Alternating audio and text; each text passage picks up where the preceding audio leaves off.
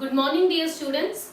Today we are beginning with the next chapter, that is excretory products and its elimination. We have till now in human physiology discussed about the digestive system, the respiratory system as well as the circulatory system. Now we are moving on to the excretory system. But before understanding the concept of excretory system and understanding the excretory organs, we would have to first understand that what are the different types of products that are being excreted out of our body. Do all organisms have a similar excretory product, or they have different types of excretory product? That will be discussed as a first part of the chapter. Now for studying this chapter, first of all we need to understand that what is excretion itself. So excretion, if we talk about the definition of excretion, it is the elimination of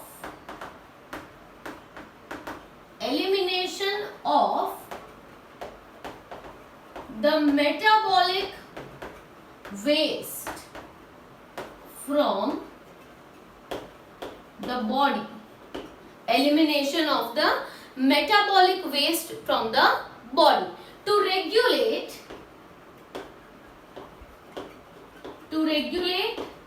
the amount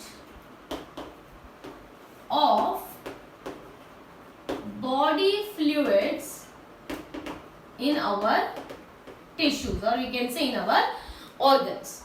So what is excretion, right? Excretion का मतलब होता है कि body में से metabolic waste को remove करना. अब ये मेटाबॉलिक वेस्ट क्या होता है? तो मेटाबॉलिक वेस्ट वो होता है that whenever we consume food, right, तो हम जो कंज्यूम करते हैं तो वो सारा जो फूड है जो डाइजेस्ट हो चुका है हमारी डाइजेस्टिव सिस्टम में, वो अल्टीमेटली अब्सॉर्ब कौन करता है? ईच एंड एवरी सेल, क्योंकि वो फूड्स जो है वो डाइजेस्टेड फूड्स हमारे ब्लड में सर्कुलेट होते हैं. Nutrient circulate in our blood and from the blood they are given to each and every cell. अब जब सेल्स इन फूड सब्सटेंसेस को, इन डाइजेस्टेड फूड को मेटाबोलाइज करते हैं, फर्दर ब्रेक डाउन करते हैं, तो इनमें से ऐसे प्रोडक्ट्स मिलते हैं जो हमारी बॉडी के लिए यूजफुल नहीं है और इन्हें क्या करना पड़ता है? एलिमिनेट करना पड़ता है. तो ये एलिमिनेशन करने को हम क्या कहते हैं? एक्सक्रीशन. स्टूडेंट्स, एक्सक्रीशन और डेफिकेशन अलग चीजें हैं. डेफिकेशन में बॉडी में से डाइजेस्टिव वेस्ट निकलता है. डाइजेस्टिव वेस्ट मतलब वो सारी चीजें जो हम बिल्कुल डाइजेस्ट ही नहीं कर पाए, right, that is being eliminated in our digestive waste, जो हम large intestine through anus remove करते हैं, ठीक है. जबकि एक्सक्रीशन जो है उसका मतलब मेटाबॉलिक वेस्ट और पर्टिकुलरली नाइट्रोजन वेस्ट को बॉडी में से एलिमिनेट करने की मैकेनिज्म को क्या कहा जाता है? एक्सक्रीशन कहा जाता है, right. Another important term to understand is osmoregulation. Osmoregulation is the mechanism to regulate the salt and water concentration in our body. Salt और वाटर कंसंट्रेशन में एक बैलेंस बनाए रखने के लिए क्या होता है? Osmoregulation. ऑस्मो रेगुलेशन हर एक organism, whether it is aquatic, whether it is terrestrial, whether it is living in desert और एनी प्लेस, हर एक जगह पे रहने वाले ऑर्गेनिज्म ऑस्मो रेगुलेशन मेंटेन करते ही हैं. मतलब अपनी बॉडी में वाटर और सॉल्ट का बैलेंस मेंटेन करना बहुत जरूरी है, and that can be done only through excretion. So it is very important that time to time the nitrogen waste, the metabolic waste is eliminated out of our body, and once it is eliminated, then and only then the water and salt concentration can be balanced in our body.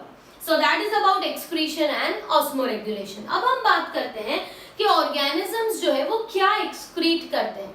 तो excrete करने के लिए सबसे common जो excretion है वो है nitrogenous waste, क्योंकि मेटाबॉलिक वेस्ट तो कार्बन डाइऑक्साइड भी है, पर वो एलिमिनेट कैसे होता है? When we Excel.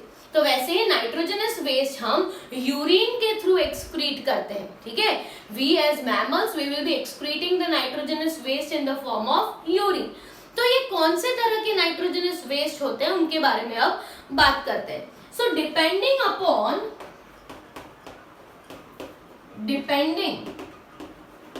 Upon the type of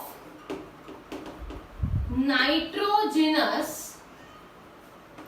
waste that is eliminated, the organisms are grouped as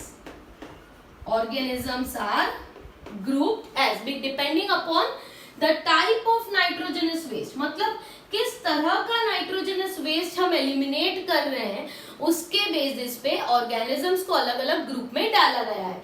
तो सबसे पहले जो ऑर्गेनिजम्स है वो है ammonotelic. The organisms are एमोनोटेलिक.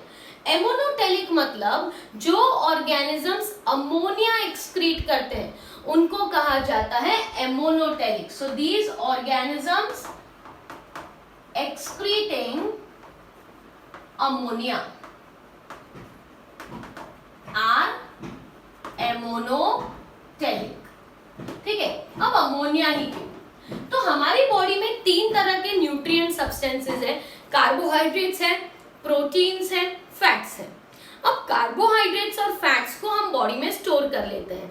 Carbohydrates को इन द फॉर्म ऑफ ग्लाइकोजन हम बॉडी में स्टोर करते हैं और फैट्स जो होते हैं वो भी हम एडिपोज टिश्यू में स्टोर कर लेते हैं. पर जो प्रोटीन्स होते हैं वो प्रोटीन्स और एमिनो एसिड्स को हम एक्सेस में कभी भी स्टोर कर सकते नहीं है. तो जो एमिनो एसिड्स हमारी बॉडी में इमीडिएटली यूटिलाइज हो गए they all are fine. But जो एमिनो एसिड्स हमारी बॉडी में यूटिलाइज नहीं हुए हैं, राइट, जिनका इमीडिएट काम नहीं पड़ा है, वो एमिनो एसिड्स जो होता है उनका डीएमिनेशन हो जाता है. क्या हो जाता है? डीएमिनेशन मतलब removal of amino group from an amino acid is known as deamination. So ammonia is formed by deamination of amino acid. Deamination मतलब removal of amino group. Deamination मतलब क्या? Removal of amino group. तो amino acid में amino group होता ही है, right. ये amino group को क्या कर दिया जाता है? रिमूव कर दिया जाता है, जिस प्रोसेस को डीएमिनेशन कहते हैं. अब इसी एमिनो ग्रुप में अगर एक हाइड्रोजन ऐड हो जाए तो क्या बन जाएगा? अमोनिया. इसलिए अमोनिया जिन ऑर्गेनिजम्स में बनता है और जो ऑर्गेनिजम्स अमोनिया को ही रिमूव करते हैं उन्हें एमोनोटेलिक कहा जाता है. And removal of ammonia is the process called ammonotelism. तो एमोनोटेलिक ऑर्गेनिजम्स में ज्यादातर कौन से ऑर्गेनिजम्स इंक्लूड होते हैं? तो यहाँ पे इंक्लूड होते हैं फर्स्ट ऑफ ऑल मोस्टली सारे एक्वाटिक ऑर्गेनिजम्स, जैसे कि aquatic arthropods, right, aquatic arthropods, aquatic molluscans, aquatic arthropod, aquatic molluscan, इनके साथ साथ bony fishes, even crocodile is an exceptional example क्योंकि वो रेप्टाइल है पर वो एमोनिया एक्सक्रीट करता है. तो molluscan, some of the arthropods, bony fishes, कई जो एक्वेटिक एम्फीबियंस होते हैं, मतलब एम्फीबियंस होते हैं पर जैसे कि टैडपोल है, तो टैडपोल ज्यादातर पानी में रहता है तो वो क्या एक्सक्रीट करता है? Ammonia, right. सो यहाँ पे मैं लिख देती हूँ tadpole which is an example of amphibian. So organisms removing ammonia are ammonotelic. Ammonia is formed by deamination of the amino acid by addition of a hydrogen group. Aquatic organisms like aquatic arthropods, aquatic molluscans, bony fishes, crocodiles, tadpoles, all are examples of ammonotelic organisms. ठीक है. Ammonia is the most toxic and therefore it is eliminated with a large amount of water. याद रखना, सबसे ज्यादा toxic अगर कोई nitrogenous waste है तो वो वेस्ट कौन सा है? अमोनिया है. ठीक है. Next is ureotelic. अब नाम से पता चलेगा that organisms which excrete urea, जो यूरिया को एलिमिनेट करते हैं वो होते हैं यूरियोटेलिक ऑर्गेनिजम्स। ठीक है, तो यूरिया को एलिमिनेट करने वाले ऑर्गेनिजम्स कौन से आ जाते हैं? It is less toxic compare to ammonia. ठीक है, सबसे कॉमन है मैमल्स, राइट? मैमल्स आ गए, कार्टिलेजिनस फिशेस, कार्टिलेजिनस फिशेस। ठीक है, some of the amphibians are also uriotelic. Okay, some amphibians, तो यहां पे आ जाता है मैमल्स, सारे ही मैमल्स यूरिया एक्सक्रीट करते हैं। अमोनिया को एक्सक्रीशन में बहुत ज्यादा पानी की जरूरत है, पर यूरिया का एक्सक्रीशन जो है इसमें इतना ज्यादा पानी नहीं चाहिए। Moderate amount of water will be eliminated with the urea, right? जो हम यूरिन से एक्सक्रीट करते हैं, we remove it out of our body. The third type of organisms are uricotelic. So organisms excrete uric acid.